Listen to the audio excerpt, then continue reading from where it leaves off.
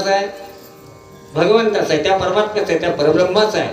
त्याला आवरण कुणाचं आहे? त्याला आवरणच नाही, म्हणून निरामय त्याचं स्वरूप सांगितलं. आनंद, अद्वय, नित्य, निरामय असा असणारा जे का निज ध्येय कुणाचे?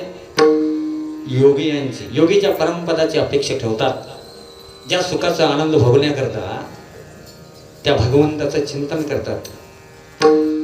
आता ते चिंतन करत असताना त्यांची इच्छा आहे असा असणारा आनंद, अद्वय, नित्य, निरामय असणारे जे स्वरूप आहे ते तुम्हाला कळून देण्याकरता मूळचं सगुण साकार रूपानं नसलं. ते हे समचरण सागरी विटेवरी पहा